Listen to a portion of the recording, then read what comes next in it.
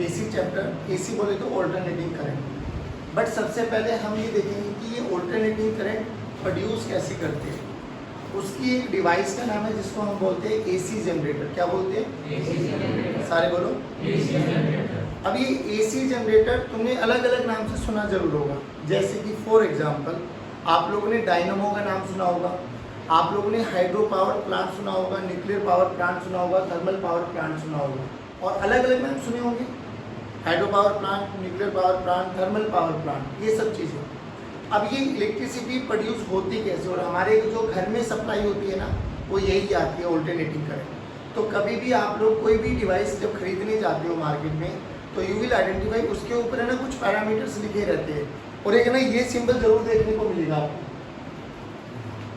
कोई भी electrical device उठा के लेके आओ, ये जरूर मिलता है आपके पास, और यहाँ पे एक स्टैंडर्ड नोटेशन रहती है 220 वोल्ट 50 हर्ट्ज।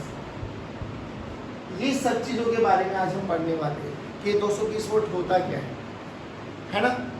और इसमें कभी कभार करंट भी आ जाता है 5 एम्पियर ऐसे करके।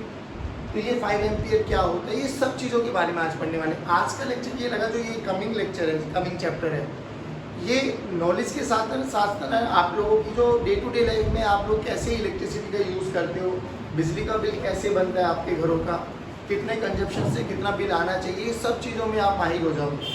ये क्या चीज़ होता है, क्या इनकी नोटेशन होती है, क्या इनका सिंबॉलिक रिप्रेजेंटेशन होता है, ना लिखा जाए तो इसका मतलब क्या, ये सब चीज़ों के बारे में आप फेमिलियर हो जाओगे। अब बात ये आती है कि ये जो एसी होता है हमारे घर में, जो ऑल्टरनेटिंग सोर्स आता है, एक हम लोगों ने पढ़ा था ये वाली बैटरी, याद करो ये वाली बैटरी क्या थी, डीसी। डीसी का मतलब क्या था कि अगर ये 10 वोल्ट पोटेंशियल डिफरेंस है और ये बड़े वाले टर्मिनल को हम हायर पोटेंशियल मानते थे और छोटे वाले टर्मिनल को, तो ये हमेशा हायर ही रहता था और ये हमेशा। लेकिन ऑल्टरनेटिंग करंट में ऐसा नहीं होता भाई। ऑल्टरनेटिंग करंट में ना सिंबल तो ये, मान लो अगर ये वाला पॉइंट ए है और ये वाला पॉइंट बी है, तो कभी ये हायर बनेगा, कभी ये लोअर, कभी ये हायर और कभी ये, यानी ये ना अपनी पोलैरिटी को रिवर्स करते रहते हैं। और जो ये 50 हर्ट्ज है ना, ये बताता है कि एक सेकंड में ये एक साइकिल होती है।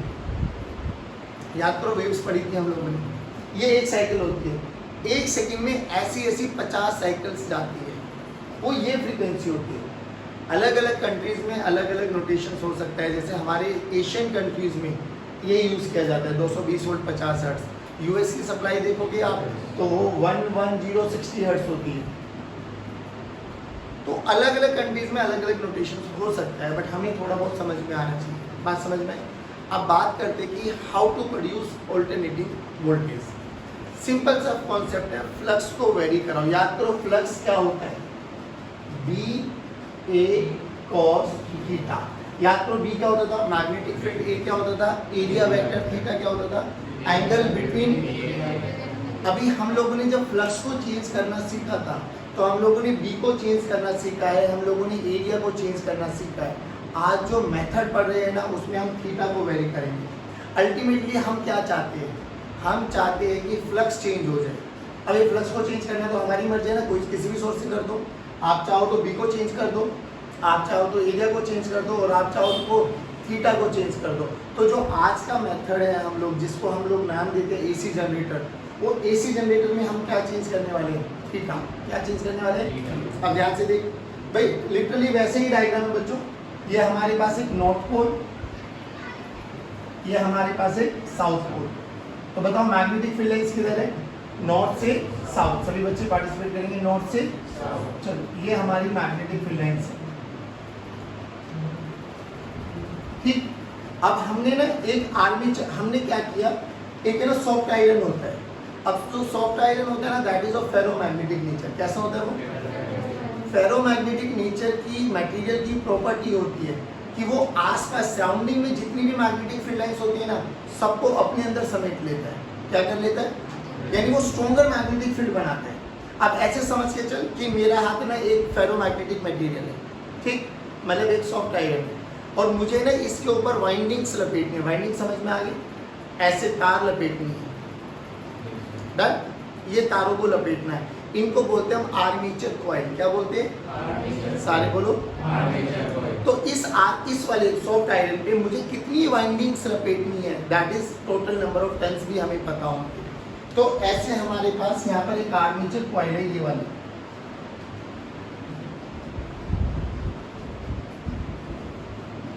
ठीक। और इस आर्मेचर कॉइल को हमें ना रोटेट कराना होता है, तो यहाँ टरबाइन लगा देते हैं। तो याद करो, रोटेट कराने के लिए टरबाइन के ऊपर से पानी डालते हैं हम लोग, तो पानी से ये वाले कॉइल घूमेगी, और घूमेगी तो थीटा चेंज होगा, थीटा चेंज होगा तो फ्लक्स इंड्यूस्ड होगा, ईएमएफ बनता दिखाई देगा हम लोग। अब रियलिटी में क्या होता है बच्चों, हम ना डायरेक्ट यहाँ से सप्लाई नहीं ले सकते। क्यों नहीं ले सकते, समझ के चल कि हमारे जो घर में लाइट आती है, इलेक्ट्रिसिटी, देखो जब ये घूमेगा तो इसका कभी ये वाला पोल हाइयर होगा या तो ये वाला पोल हाइयर होगा, हाँ या ना बोलो। सोच, मैंने डायरेक्ट यहाँ पे तार लगा दी, अब डायरेक्ट यहाँ पे तार लगा दी, तुझे नहीं लगता ये घूमेगी? घूमेगी तो तुझे नहीं लगता वो तार आपस में ऐसे घूमते चले जाएंगे, मतलब ऐसे मुड़ जाएंगे, और एक पॉइंट ऐसा है कि वो टूट सकते हैं, हाँ या ना बोलो। तो उनको टूटने से बचाने के लिए हम लोग क्या करते हैं, यहाँ पे कम्यूटेटर यूज करते हैं। कम्यूटेटर देखो क्या होते हैं, ऐसे समझ के चल कि इसको मैंने इसके साथ जोड़ दिया, ये जो ये टर्मिनल है ना ये वाला, ये मैंने इसके साथ जोड़ दिया, और एक और कम्यूटेटर मैंने यूज कर लिया।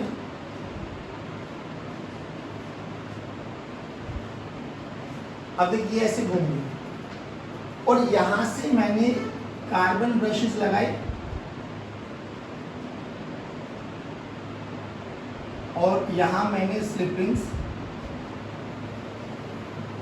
और ये मैंने यहां पर अपना लोड लगा दिया। ये आपका एसी जनरेटर का पूरा सेटअप है। अब होगा क्या, जैसे जैसे थीटा चेंज होगा, थीटा चेंज होगा, अब जो ये तारे ना पहले टूटने के चांसेस थे, अभी तार टूटेंगे नहीं, क्योंकि ये इनके साथ घूमती रहेंगी। ऐसे कॉइल लगा दी मैंने यहाँ पर है, तो ये अंदर ही अंदर घूमती रहेंगी, तो ये तार टूटने के चांसेस अब लगने वाले नहीं है, सिंपल सी बात। ये कार्बन ब्रशेस क्या करते हैं, अब सोच के देख, इस पे ये जब ये घूमेगा तो तुझे नहीं लगता है यहाँ फ्रिक्शन होने के चांसेस होंगे? फ्रिक्शन होंगे तो क्या हो सकता है, कुछ टाइम के बाद ये डिवाइस टूट सकती है।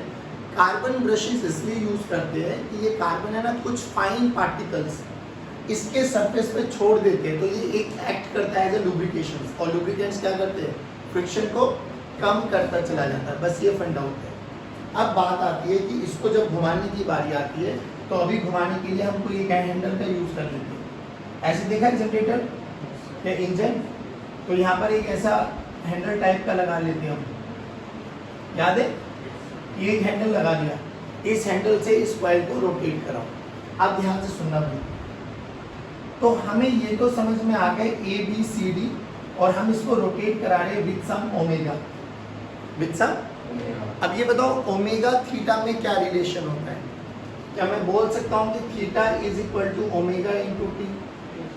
अरे theta is equal to omega into T, theta equal to theta equal to theta equal to. ध्यान से देखो इस वाले फिनोमिना को देख, जब ये रोटेट करेगी, और रोटेट करेगी तो करंट की डायरेक्शन को देखना। पहले बताओ फ्लक्स चेंज होगा या नहीं होगा? होगा। इनिशियली देख, ए कॉइल, इस कॉइल का एरिया वेक्टर किधर है, बाहर, मैग्नेटिक फील्ड है इधर, एंगल 90 डिग्री, तो इनिशियली फ्लक्स 0 है।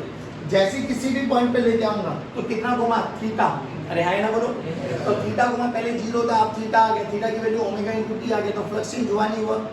तो फ्लक्स चेंज हो गया, तो flux as a function of time आ गया। बोल किसी भी इंस्टेंट पर फ्लक्स क्या होगा, b into A into cos of theta, theta की वैल्यू ये रख दो ओमेगा इंटू। ध्यान से देख बच्चों, flux as a function of time आ गया, अरे हाँ ना बोलो। अगर flux as a function of time आ गया, तो जैसे जैसे समय चेंज होता चला जाएगा, तुझे नहीं लगता फ्लक्स चेंज होगा? फ्लक्स चेंज होगा तो तुझे नहीं लगता ईएमएफ इंड्यूस होगा? ईएमएफ इंड्यूस होगा तो क्या होगा, करंट फ्लो। अब करंट फ्लो करेगा तो होगा क्या, जब मैं इस कॉइल से इस वाले को ऐसे रोटेट करूंगा, तो देख आराम से समझना, तुझे नहीं लगता है एक बारी ये वाली कॉइल ए बी वाला पोर्शन ऊपर आएगा, और जो ये बी सी वाला पोर्शन है ये अगले इंस्टेंट पे क्या होगा, ए बी नीचे आ जाएगा और बी सी, याद है? अब याद करो हम लोग डायरेक्शन ऑफ करंट कैसे निकालते थे। यहाँ पे हमें क्या क्या चीजें पता है, फोर्स, मैग्नेटिक फील्ड और करंट की डायरेक्शन। याद कर, हमें फोर्स पता है, फोर्स बोले तो हमें पता है हम हैंडल को कैसे घुमा रहे हैं, एंटी क्लॉकवाइज या क्लॉकवाइज डायरेक्शन में। तो हमें ये भी पता है किस इंस्टेंट पर ए बी ऊपर से आने वाला है और किस इंस्टेंट पर BC ऊपर आने वाला है, तो हमें फोर्स की डायरेक्शन पता है, हमें और किसकी डायरेक्शन पता है, मैग्नेटिक फील्ड क्या निकल सकता है, करंट की डायरेक्शन। बात समझ में आई? अब ये करंट की डायरेक्शन देखो कितना इंपॉर्टेंट रोल में प्ले करती है। पहले इधर देख, क्या इस वाले सर्किट में करंट की डायरेक्शन चेंज होती थी क्या? क्या इस वाले सर्किट में करंट की डायरेक्शन चेंज होती थी क्या? करंट हमेशा हायर पोलैरिटी से लोअर पोलैरिटी की तरफ चलता था, हाँ है ना बोलो? यहाँ पर देखो कैसे होता है। अब ऐसे मान के चलो, ये वाला part A B C D, किसी भी इंस्टेंट पे मान लो A B ऊपर गया, A B कहाँ गया? मान लो ये ऐसे घूम रहा है, बात समझ में? ये ऐसे घूम रहा है, तो ये वाला A है, ये वाला B है, ये ऊपर गया, प्लीज पे अटेंशन, ये ऊपर गया तो फोर्स किधर लगा? ऊपर। मैग्नेटिक फील्ड किधर है? करंट कैसे फ्लो कर रहा है? A से B की डायरेक्शन में, ध्यान रखना, करंट कैसे फ्लो कर रहा है? करंट कैसे फ्लो कर रहा है? डन। इधर देख, इधर इधर फोर्स किधर लगा?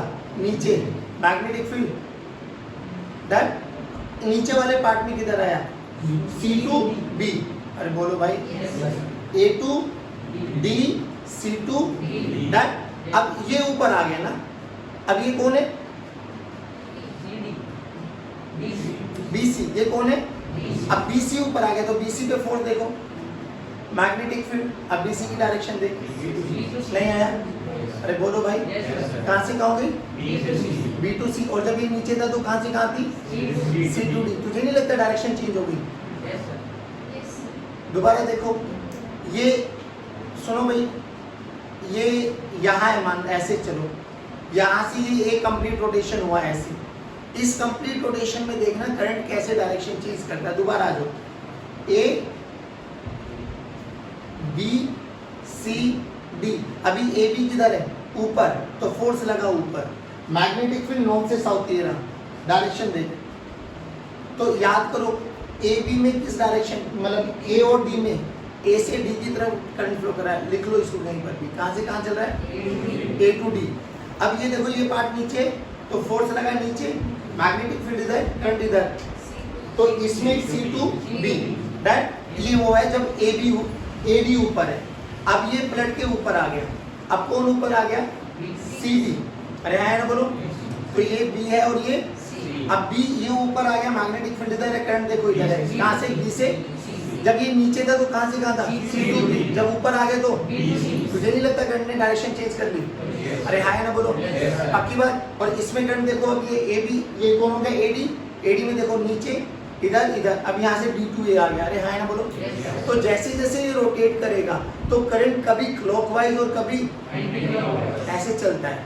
तो ये ऑल्टरनेटिंग समझ में आ गया कि एक साइकिल में बेसिकली जब हम लोग बात करेंगे कंप्लीट साइकिल की, तो आधी साइकिल में एक क्लॉकवाइज डायरेक्शन और आधी साइकिल में ये, और ये कॉन्टिन्यूसली अपनी डायरेक्शन को चेंज कर रहा है। दैट्स व्हाई इनका नाम पड़ा ऑल्टरनेटिंग करंट। क्या पड़ा? या ऑल्टरनेटिंग वोल्टेज। कभी ये हायर बन जाएगा, कभी ये हायर बन जाएगा, तो कभी करंट ऐसे चलेगा, कभी करंट ऐसे चलेगा। समझ में आ गया? या एक बार और रिपीट करो। सिंपल सी बात है कि जैसे ही हम इस हैंडल को घुमाएंगे, अब ये हैंडल तो हम लोगों ने समझने के लिए लगा दिया, रियलिटी में क्या होता है, ये टरबाइन बना रहता है, टरबाइन के ऊपर बहुत हाइट से क्या डालते हैं हम लोग? पानी डालेंगे तो क्या करेगा, ये टरबाइन घूमेगा, हाँ है ना बोलो। और जितनी तेजी से टरबाइन घूमेगा, तुझे नहीं लगता उतना तेज ओमेगा होगा? जितना तेज ओमेगा होगा उतनी जल्दी जल्दी थीटा चेंज होता जाएगा, जितनी जल्दी जल्दी थीटा चेंज होता जाएगा फ्लक्स उतना ही जल्दी जल्दी इंड्यूस चेंज होगा, हाँ है ना बोलो। अब एक चीज और बताओ, जब ये सब प्रोसेस हो रहा था हमारे पास कि हम लोगों ने देखा ये हुआ वो हुआ डन, अब ये रियलिटी में हमने क्या किया है, हमने ऊपर से डाली है पानी के पास से मैकेनिकल एनर्जी का यूज करके हमने घुमाया टरबाइन, तो टरबाइन के घूमने से फ्लक्स चेंज हुआ, हम लोगों को मिली इलेक्ट्रिकल एनर्जी। तो रियलिटी एसी जनरेटर क्या करता है, मैकेनिकल एनर्जी को इलेक्ट्रिकल एनर्जी में कन्वर्ट करता है। पहली बात, अब यहाँ बहुत बच्चों का दिमाग घूमता है, अरे सर एक बात बताओ ना, हम ये हैंडल को घुमाते हैं ना, तो हम अपनी मैकेनिकल एनर्जी खर्च कर रहे हैं, क्यों कर रहे हैं? हम लोग यहाँ मोटर न लगा दें, मोटर से घुमा ले इसको, सोच के देख हम पैदा क्या कर रहे हैं, इलेक्ट्रिसिटी, और हम यूज भी क्या कर रहे हैं? तुझे नहीं लगता बहुत बेवकूफ़ी वाला सौदा है ये? जिसको बना रहे उसी का यूज करें, तो फायदा क्या, डायरेक्ट उसी को यूज कर लो। नहीं आया? तो एसी जनरेटर क्या करता है, मैकेनिकल एनर्जी को इलेक्ट्रिकल एनर्जी में कन्वर्ट करता है। प्रिंसिपल क्या है, इलेक्ट्रोमैग्नेटिक इंडक्शन क्या है कि जब जब फ्लक्स चेंज होगा तब तब ईएमएफ और इसकी एक अच्छी क्वालिटी क्या देखिए कि आधी साइकिल में current A to D flow कर रहा था और अगली आधी साइकिल में डी टू डी, यानी ये मैग्नीट्यूड के साथ साथ डायरेक्शन भी चेंज करता है। ऐसा ये नहीं करता था, इसमें एक ही डायरेक्शन में करंट फ्लो करता था। हाँ या ना बोलो, क्या इसमें मैग्नीट्यूड चेंज हो सकता था? हाँ बिल्कुल हो सकता था। अगर बैटरी लगातार डिस्चार्ज होती जा रही है तो मैग्नीट्यूड वेरी कर सकता है, बट क्या चीज चेंज नहीं होती थी? डायरेक्शन। इसमें क्या चीज चेंज होती है? डायरेक्शन भी और मैग्नीट्यूड भी। यहाँ तक बताओ समझ में आया क्या? What is the basic difference between AC and DC? वो पोलैरिटी चेंज, इसमें पोलैरिटी चेंज होने का मतलब डायरेक्शन चेंज, कभी कोई पॉइंट हायर कभी कोई पॉइंट हायर। अरे है ना बोलो, नहीं आया? इसमें डायरेक्शन भी चेंज होगा और मैग्नीट्यूड भी चेंज होगा। उसमें डायरेक्शन चेंज, मैग्नीट्यूड चेंज हो भी सकता है और नहीं भी हो सकता, वो कांस्टेंट मैग्नीट्यूड के साथ भी चल सकता है, बट ऐसा जरूरी उसमें भी मैग्नीट्यूड चेंज हो सकता है। नहीं आया समझ में? पक्की बात? अब ध्यान से देखो, अब जब ये सब कहानी आ गई, अब देखो flux as a function of time आ गया। क्या मैं d5/dt निकाल सकता हूँ? बोलो, फैराडे ने क्या बोला? इंड्यूस्ड ईएमएफ किसके बराबर होगा? माइनस d5/, अरे बोलो भाई, माइनस d5/, क्या मैं इसको d5/dt कर सकता हूँ? बोलो एक बार d5/dt करो। d5/dt भी चेंज नहीं हो रहा, ए चेंज नहीं हो रहा, कॉस का डिफरेंशिएशन माइनस साइन, कॉस का differentiation minus sine omega T into omega T का डिफरेंशिएशन ओमेगा। जब माइनस बी है ओमेगा साइन ओमेगा टी यहाँ पे रखोगे तो माइनस माइनस कैंसिल आउट। तो इंड्यूस्ड ईएमएफ बोलो बाबा कितना हो गया? B A omega sine omega T. Now this is for 1 turn. तुझे लगता है नहीं इसमें हमने बहुत सारे वायर्स लपेटी हुई है ना बोलो, तो इसमें कितने नंबर ऑफ टर्न्स मान लूं? n। तो नेट ईएमएफ कितना बन गया? n B A omega sine of omega T. चलो अब ये बताओ मुझे क्या ये इंस्टेंटेनियस ईएमएफ है क्या? यस, क्योंकि EMF as a function of time है। मेरे से पूछा गया कि ये ईएमएफ मैक्सिमम कब हो सकता है? याद करो, कल एक क्वेश्चन भी कराया था, कल एक क्वेश्चन भी कर रहे थे हम लोग, जहाँ उसमें मैक्सिमम ईएमएफ पूछा गया था। वहाँ पे कोस का फंक्शन आया था, क्या बोला था? कोस के फंक्शन को मैक्सिमम कर दो। यहाँ पे किसका फंक्शन आया? अगर मैक्सिमम ईएमएफ निकालना है, तुझे नहीं लगता ये साइन का फंक्शन मैक्सिमम हो जाना चाहिए? साइन का फंक्शन मैक्सिमम कब होता है? जब ओमेगा टी की वैल्यू क्या हो जाएगी? 1 π/2। अरे हाँ ना बोलो, अरे हाँ ना बोलो, पक्की बात है ना? अब जब साइन ओमेगा टी की वैल्यू 1 हो गई, यानी ओमेगा टी किसके बराबर है? π/2। ओमेगा टी किसके बराबर है? तो ओमेगा टी किसके बराबर हो गया बेटे? अरे π/2 90 डिग्री पे तो होता है भाई। तो ध्यान से देख, मैक्सिमम ईएमएफ बच्चों, अब इसको लिखते हैं ई नोट। यहाँ पे ई नोट या वी नोट अलग अलग किताबों में अलग अलग रिप्रेजेंटेशन होती है। जैसे हमने E = B omega sine omega T लिखा है ना, तो आपकी एसएल अरोरा में मिलेगा V = NBA omega sine omega T. परेशान होने की बात है। ई नोट क्या रिप्रेजेंट करता है? इसका एक नाम होता है जिसको हम बोलते हैं पीक या मैक्सिमम ईएमएफ। बोलो क्या वैल्यू आ गई? NBA omega. अब ध्यान से देख, पीक वोल्टेज को चेंज करने का तरीका क्या है? या तो इसमें नंबर ऑफ टर्न्स को बढ़ा दो, या area of cross section change कर दो, या मैग्नेटिक फील्ड चेंज कर दो, या ओमेगा को चेंज कर दो। Now listen to me very carefully. तो खुद बता, जब मैंने ये पूरा का पूरा सेटअप बना दिया एक बार, तो क्या मैं n को चेंज कर सकता हूँ क्या? नहीं भाई, मैंने बना दिया है इसी जनरेटर। सोच, मैंने पंखा बना दिया है, अब ऐसे थोड़ी ना मम्मी आज कम हवा डाल रहा है, इसके नंबर ऑफ टर्न्स बढ़ा रहा हूँ, खोल के बैठ गए नंबर ऑफ टर्न्स बढ़ा रहा है, ऐसे करा है कभी? एक बार पंखा बन गया, दो डिवाइस बन गए। तो सोच, अगर ये एसी जनरेटर बन गया एक बारी, तो इसके नंबर ऑफ टर्न्स भी फिक्स कर दिए, बी भी फिक्स कर दिया, ए भी फिक्स कर दिया, तो हम क्या चीज चेंज कर सकते हैं? ओमेगा। क्या चीज चेंज कर सकते हैं? अब ओमेगा कैसे चेंज होगा? भाई पानी है, आप कम हाइट से डाल रहे हो, आप ज्यादा हाइट से डाल दो, और जितनी जल्दी वो ओमेगा घूमेगा, क्या उतना ही मैक्सिमम ईएमएफ बनेगा। आप सोच के देखो, अभी तो खैर इन चीज़ों का यूज होता नहीं, बट साइकिलिंग आजकल दोबारा ट्रेंड में आ गई है, और यू विल फाइंड कोई बड़ी बात नहीं है, साइकिल में भी आगे लाइटें लगनी स्टार्ट हो जाएंगी। नहीं तो ये कोई नया कल्चर नहीं है, आज से करीबन 15-20 साल पहले, ज़्यादा लंबा टाइम नहीं जब आप लोगों का जन्म हुआ होगा, मैक्सिमम जब की बात है, पहले साइकिल घोड़े इतने बड़े हुआ नहीं करते थे, बहुत रेयरली किसी घर में गाड़ी गुड़ी हुआ करती थी, बहुत रेयरली, आजकल तो कॉमन हो गया। पहले क्या करते थे, जब लोग बाहर काम पे जाते थे तो वो लोग ना साइकिल का यूज़ करते थे। एक तो सैलरी ज़्यादा होती नहीं थी, घर भी चलाना होता था, तो साइकिल कन्वीनियंट रहती थी, ना कोई पेट्रोल ना कोई डीजल का खर्चा। तो कभी भी देखना, अपने दादा वगैरह लोगों से पूछना, अगर अभी है वो लोग, तो वो आप लोगों को बताएंगे कि साइकिल में ना वो आगे एक जुगाड़ करते थे लाइट का, ऐसे ही एक हाथ से टॉर्च पकड़ रहे, एक हाथ से हैंडल पकड़ रहे और पैडल मारते हुए चल रहे, नहीं। तो बड़े समझदार लोग हुआ करते थे वो लोग। देखो वो क्या करते थे, समझना ध्यान से। मान लो ये साइकिल है मेरी, डन, और यहाँ पर वो हैंडल है, डन।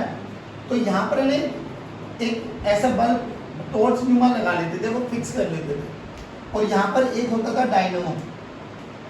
अब वो डायनमो का कनेक्शन है ना पीछे वाले पहिए के साथ होता था। अब देखो क्या होता था, पीछे वाला पहिया, साइकिल को चलाने के लिए कौन सा पहिया रिस्पॉन्सिबल होता है, आगे वाला पीछे वाला? पीछे वाला मेन मकसद का होता है, आगे वाला तो बैलेंस के लिए काम में आ जाता है। आगे वाले को हटा भी तो याद करो, एक पहिए वाली साइकिल भी आती है जो बंदे ऐसे नॉर्मली चला के घूमते रहते हैं। अब ये जब हमें लाइट को तेज करना है तो हमें चाहिए मैक्सिमम ईएमएफ, तो हम क्या करते हैं, हम पैडल इतनी तेज मारना स्टार्ट कर देते हैं। पैडल तेज मारने से क्या हुआ, ये जो टायर है ना ये बहुत तेज घूमेगा। बहुत तेज घूमने का मतलब क्या, ओमेगा तेज हो गया, अरे है ना बोलो, ओमेगा तेज हो जाएगा तो ये हमारी मैक्सिमम ईएमएफ हो जाएगी, और वो वाली मैक्सिमम ईएमएफ की जो ये लाइट है ना वो इतनी ही ज़्यादा तेज जलती है।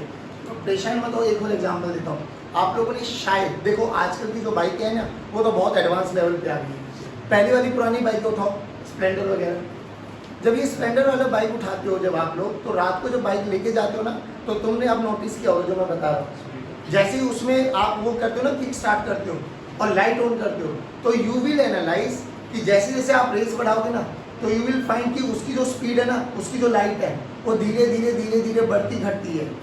रेस बढ़ाओगे तो एक ऐसे नहीं कि रेस बढ़ाते जाओ लाइट ही फूट के हाथ में आ गई, नहीं, एक फिक्स कर देते हैं वो कि इतने ओमेगा तक उसकी लाइट मैक्सिमम हो सकती है। तो यू विल फाइंड कि जैसे जैसे आप उसकी स्पीड बढ़ाओगे ना, तो धीरे धीरे धीरे धीरे लाइट बढ़ती चली जाएगी। एक पर्टिकुलर, जब भी आप लोग देखो इसमें ऐसे स्विंग देखना, आरपीएम लिखा रहता है आपकी बाइकों में। आरपीएम की स्विंग मैक्सिमम मैं बताता हूँ, जब 0 और 1 के बीच में होती है ना, तब वो फ्लक्चुएट करती है। जैसे वो 1 पे आ जाती है, मोस्ट प्रोबेबली वो कांस्टेंट हो जाती है।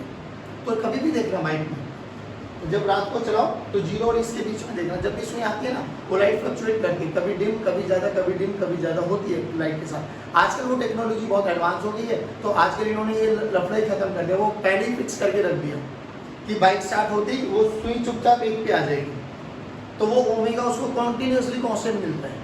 तो कांस्टेंट लाइट से हमें देती है, जैसे गाड़ियों में भी ये फंक्शन होता है, वो कांस्टेंट की हमें लाइट फिक्स मिलती है। तो बात समझ में आई। ई नोट को चेंज करने का तरीका क्या है, ओमेगा को चेंज कर दो। पहले ज़माने में हम लोग पैडल से मारते थे, बाद में जब स्प्लेंडर आई तो हम लोग अपने हाथ से वो रेस को बढ़ाने लगे। आजकल टेक्नोलॉजी बहुत एडवांस हो गई है, आजकल के बारे में कोई क्वेश्चन मार्क नहीं।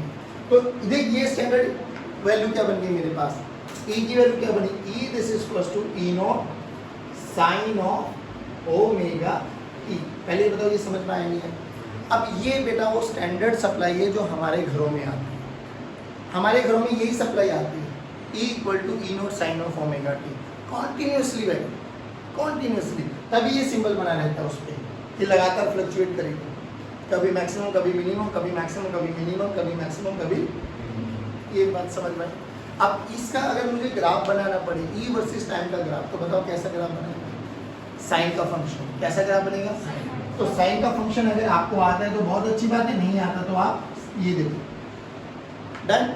ये हमारे पास ई वर्सेस टी का ग्राफ आ गया। जल्दी बोलो, ये कब है जब टी की वैल्यू 0 हो, ये कब है जब एक कंप्लीट साइकिल हो गई टी, ये कब है जब हाफ साइकिल हो गई t/2, ये कब है जब t/4, ये कब है जब 3t/4। नहीं आया बच्चों, तो t/4 पर वो अपनी मैक्सिमम वैल्यू ले लेगा जिसको हम क्या बोलते हैं, ई नोट, और इधर भी क्या मैक्सिमम वैल्यू ले लेगा बट इन अपोजिट डायरेक्शन, कितना, माइनस ई नोट। नहीं आया समझ में, पक्की बात। तो ये मेरे पास ऑल्टरनेटिव है, तो this is all about your AC generator. AC generator वो डिवाइस है जो मेरे घर में, जो हमारे यहाँ ऑल्टरनेटिंग सप्लाई आती है, उसको हम प्रोड्यूस कराते हैं। फंक्शन क्या है? सिंपल, वही ईएमआई में भी क्या, फ्लक्स को चेंज करा है, और फ्लक्स को भी चेंज कराने का कौन सा मेथड है यहाँ पर? थीटा को वेरी करा रही है, और थीटा को अलग अलग तरीके से आप वेरी करा सकते हो, उसके लिए अलग अलग नाम बन सकते हैं। पानी डाल के टरबाइन को चला रहे हो तो हाइड्रो, थर्मल का यूज़ करो तो thermal power plant, nuclear energy का यूज़ करो तो न्यूक्लियर पावर प्लांट। बात समझ में आई बच्चों? पक्की बात? देखो इसको,